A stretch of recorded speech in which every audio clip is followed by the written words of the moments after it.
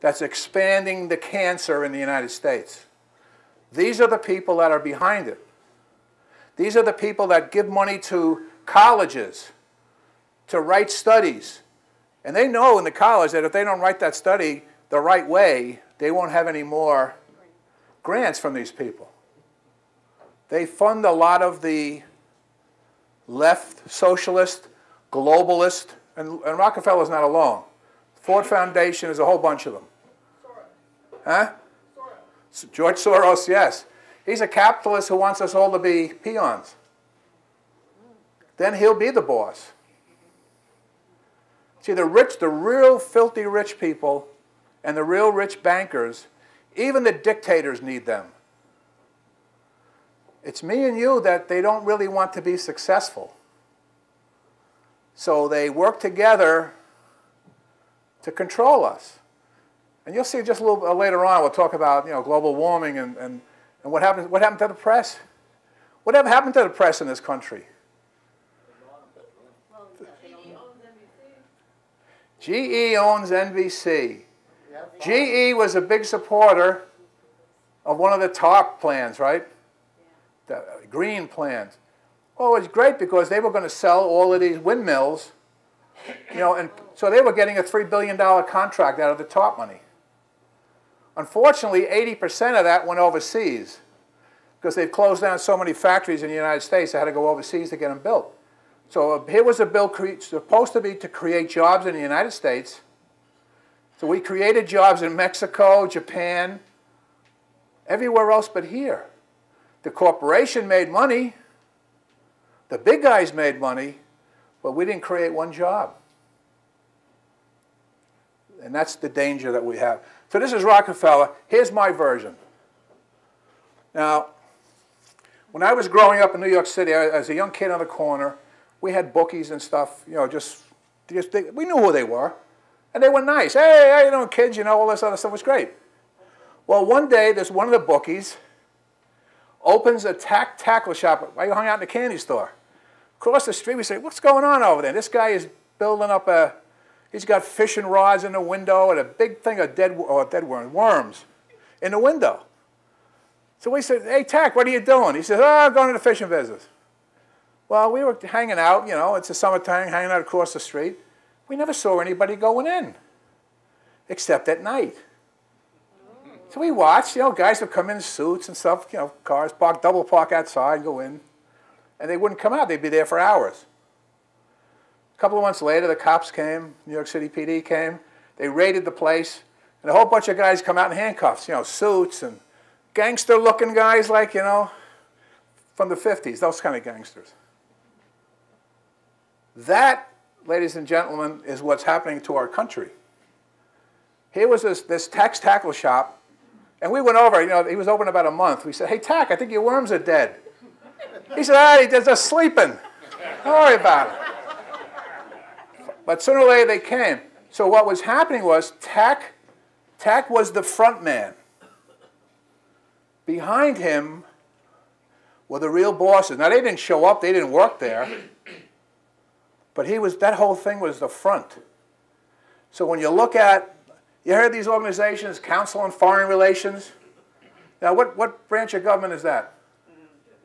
It sounds official, doesn't it? It's a group of people supported by the Rockefeller Foundation, the Ford Foundation. They issue these reports.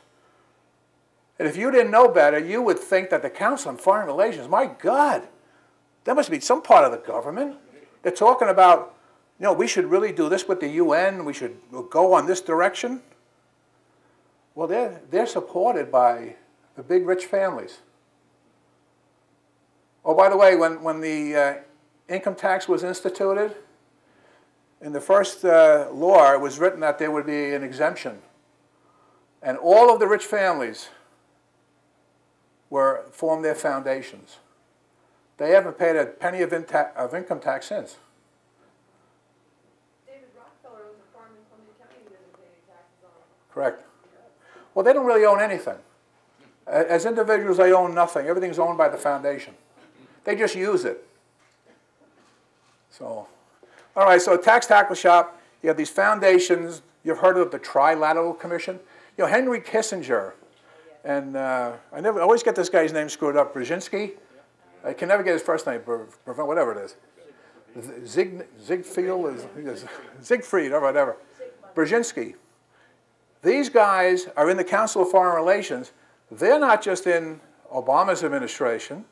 They were in both Bush's and Clinton's. So you have people, high executives in our government, from administration to administration to administration. We're talking about heavy-duty Secretary of States, Deputy Secretary of States, all these guys. They all come out of the Council on Foreign Relations. We're talking hundreds. Wilson was the first guy, and then FDR was the second guy really to use these people. Now we have hundreds of people from the Council on Foreign Relations, a group of people who are in and out. You know, they write a book. Everyone else in their organization supports the book. Every major editor of every major newspaper in the United States is part of the Council on Foreign Relations. Every CEO of every major corporation in the United States is part of the Council on Foreign Relations. Even generals and high-ranking members of the military in the United States are members of the Council on Foreign Relations. It's a club. It's not an all-boys club, but it's a boys and girls club. This is where all of the next group of leaders come from. They're picked.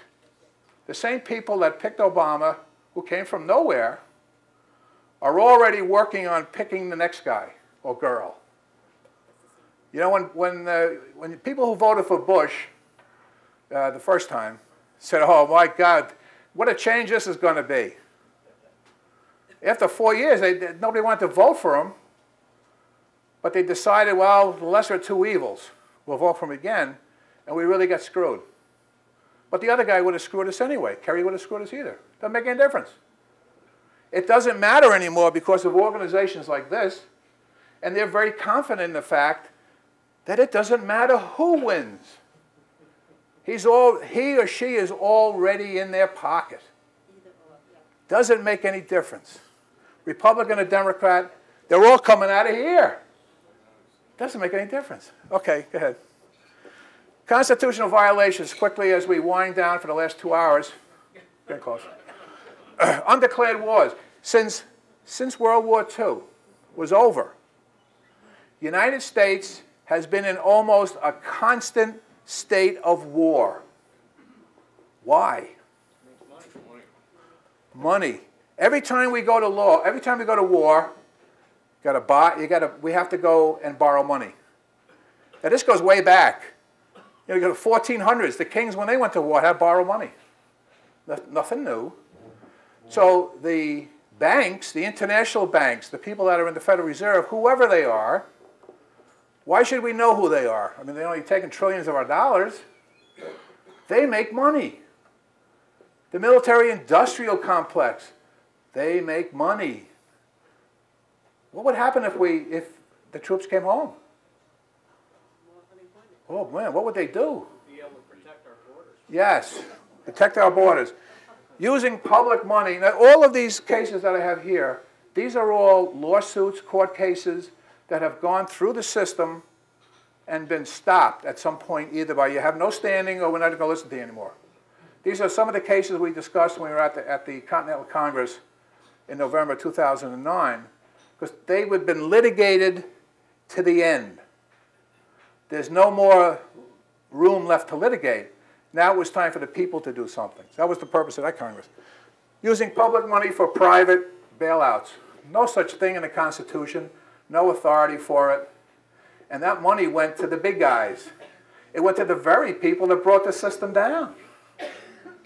If you have a small business and you're not going to make it and you're going to go bankrupt, who's going to help you? Nobody. The old boys network. You know, all those guys from Goldman Sachs. You know, Goldman Sachs in 1929, with the banks, was the major cause of the crash. What the banks did in 1929 was when you bought stock in 1929, you bought it on what they call on call. You had 30 days to pay. And by some coincidence, all of the banks called every one of those loans in 1929 on the same day.